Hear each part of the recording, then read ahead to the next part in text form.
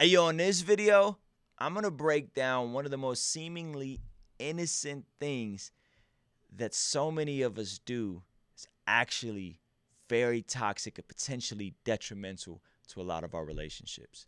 Stay tuned.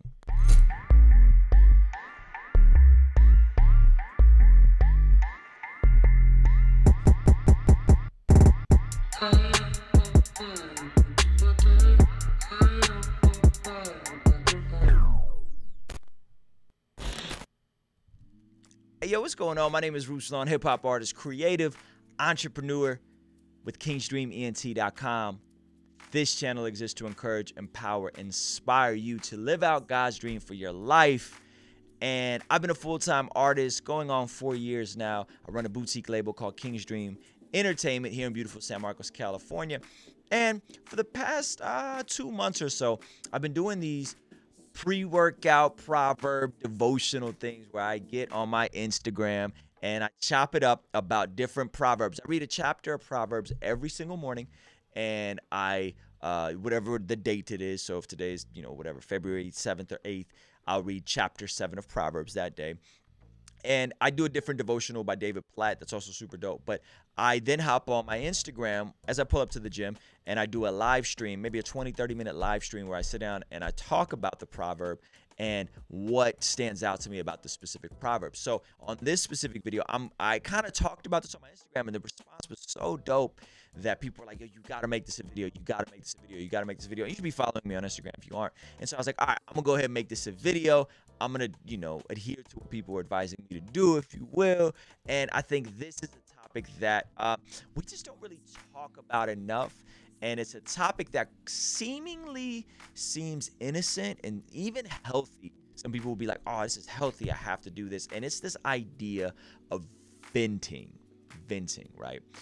We think that, man, I'm just venting. How many times have you heard that? Somebody's just throwing up all over you, telling you how crappy their day was, telling you how this thing that happened that was bad, and then they got their drink wrong at Starbucks, and then there was traffic, and then somebody cut them off, and then they're just venting. And I almost slid into that today a little bit. I kind of had a rough day, and I was like, I don't feel like I'm getting anything done, and I kind of sat down, and there's a time and a place for that. If you're married, if you're in a small, intimate accountability group, there's definitely a time and a place to have a safe space where you can just vent. You can just share whatever it is you're going through.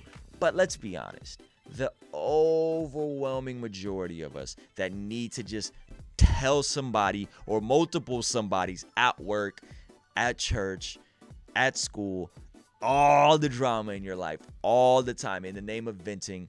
There's probably going to be some gossip mixed in there, if we're going to be honest. There's probably going to be a little bit of slander mixed in, if we're going to be honest. And it's probably, and I think psychology backs this up from the articles I've read, it's probably not healthy to constantly be meditating on whatever the negative things that you're going through or whatever challenges that are being presented to you, to constantly rehash that and retell that and always be looking at life through this half glass empty perspective of this happened and then this happened and then this person offended me and all these different things. And so I read a Bible verse that I thought was incredible. It jumped off the pages to me. When you read in the scriptures, especially for me, it's always Proverbs. It'll just jump out the page and just come alive for me. And this was in Proverbs. I'm going to share this with you guys. Proverbs 29:11. I'm currently reading the NLT version. I try to switch it up. Proverbs 29:11.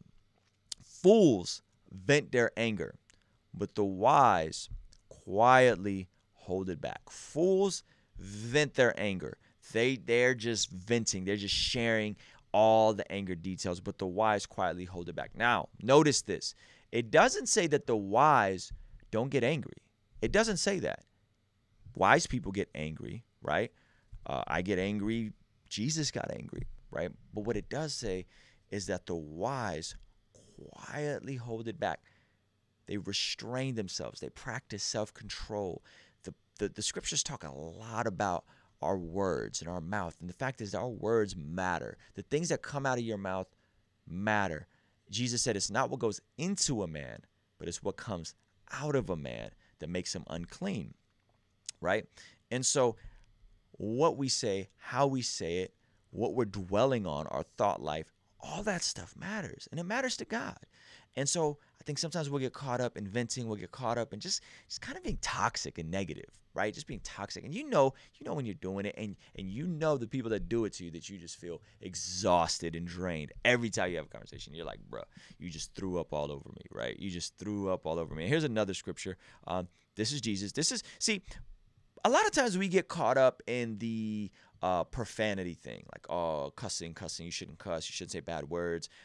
We've had Foggy Raw on the channel before. He talked about him saying the N-word, and John Keith said why he doesn't say the N-word as a black person, okay? And they had that conversation. That got a lot of views, and everybody was talking about it. And so the tension going back and forth, a lot of you guys were like, you should never say the N-word, you should never say cuss words. And then some people were like, well, it's not necessarily the words that matter, it's the intent. And this verse right here, this is pretty intense. Check it out. Jesus. This is Jesus talking. Matthew 12:36. He says, and I tell you this, you must give an account on Judgment Day for every idle word you speak. Every idle word. It didn't say every cuss word or every profane word or every unwholesome word. It said every idle word. That as a rapper, yo, that joint is terrifying. You know how many idle things I've probably said that I'm going to have to give an account for? That's terrifying. So we're going to have to give an account for the things that we say that we don't really mean, the things we say out of our emotions, out of our anger. We're going to have to give an account for that kind of stuff. And your mouth and your words matter. They matter so much. And so what's the solution? What's the practical thing to avoid this venting thing? Well, first of all, I think you need to be aware when you're doing it.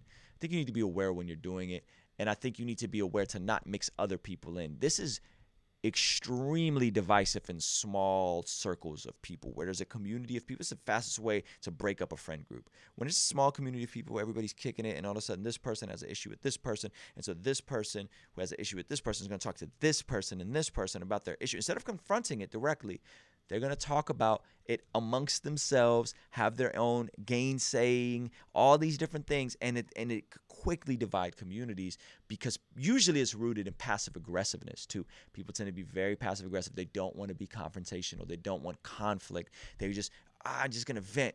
And the reality is, Jesus said, if you have an issue with your brother, go directly to your brother. Don't go and vent. Don't go and do this. Don't go and do that. Go directly to your brother. If your brother doesn't see it, then you bring a witness, and then you bring multiple witnesses, and you bring the church. Right?